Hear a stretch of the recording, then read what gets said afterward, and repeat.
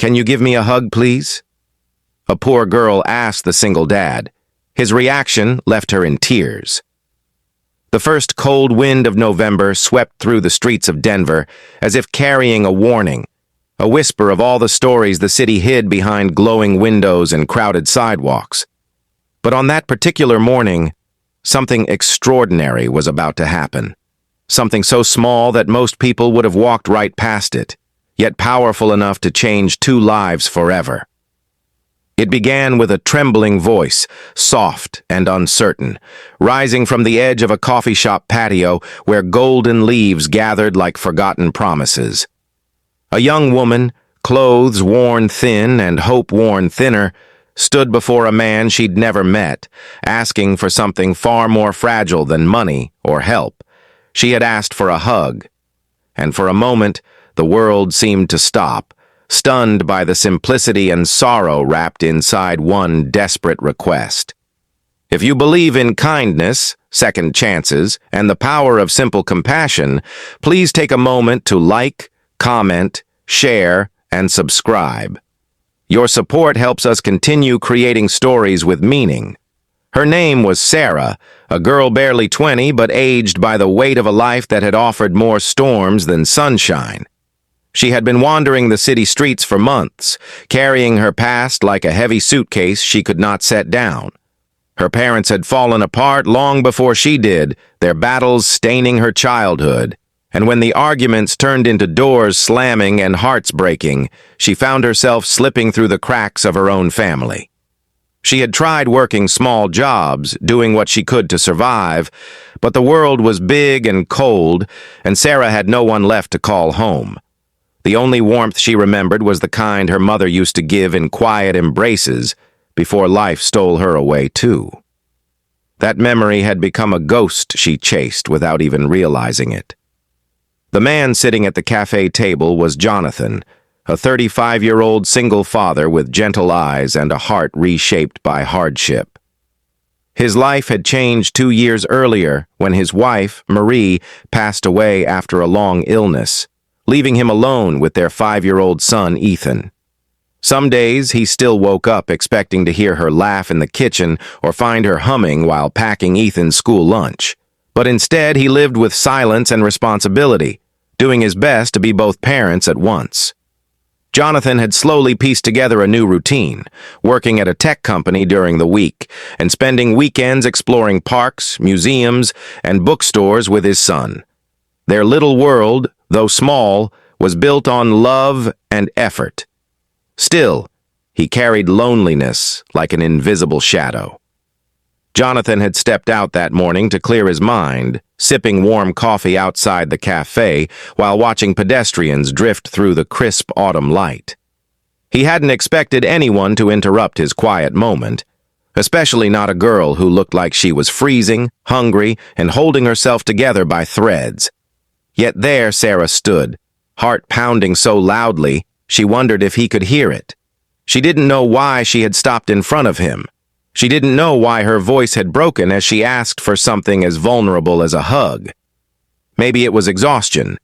Maybe it was the way he looked at his coffee cup with tired kindness. Or maybe she simply had nothing left to lose. Jonathan looked up slowly, studying the girl before him. He saw fear, but also something he recognized painfully. The feeling of needing comfort so desperately it hurt.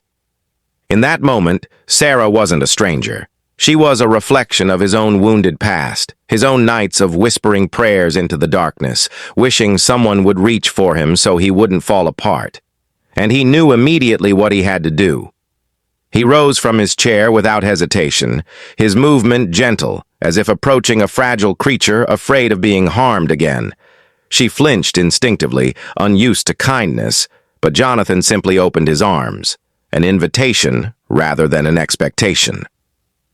Sarah stepped forward slowly, her breath unsteady, and when she finally let herself lean into him, something inside her broke open. It wasn't the painful kind of breaking, but the necessary kind, like ice thawing under the first touch of spring.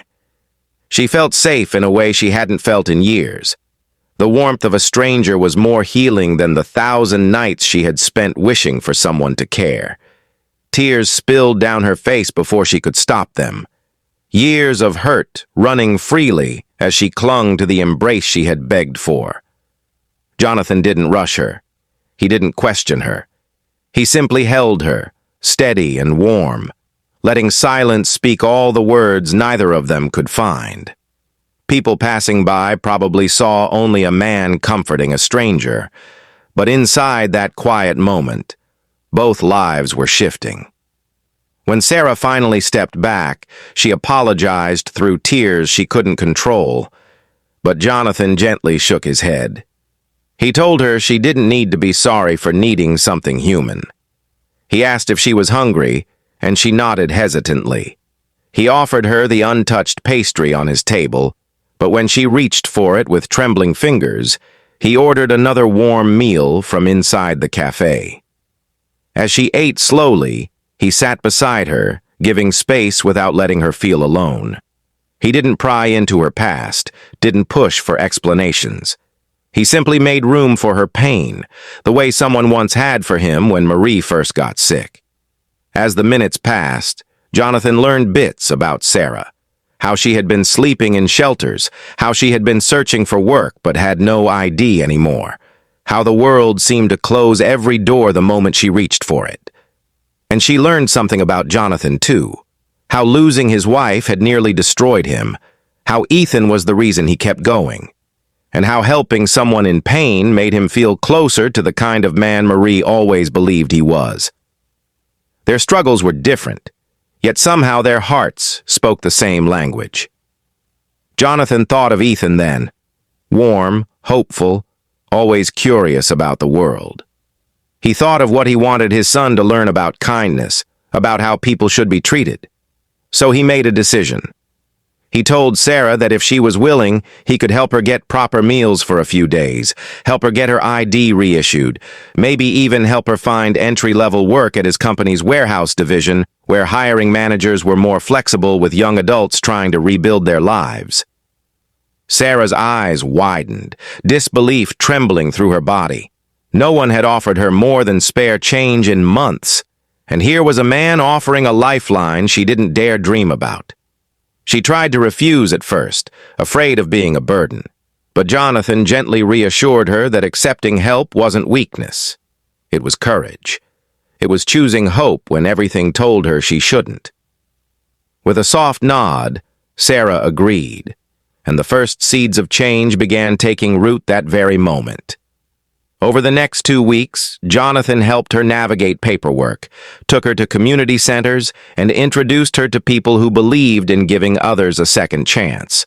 She found temporary shelter through a local program, then slowly began building a new life, one brick at a time. She visited Jonathan and Ethan often, and Ethan grew fond of her cheerful smile and gentle nature. For the first time in a long while, Sarah felt like she belonged somewhere. If this story has touched your heart, please like, share, comment, and subscribe. Your engagement helps us spread more stories of hope and kindness. Special request: before you leave, comment, "Kindness lives on" if you believe every small good deed can change a life. And so, a hug asked in desperation became the doorway to a new beginning, reminding everyone who witnessed it that sometimes the smallest acts of compassion create the biggest miracles.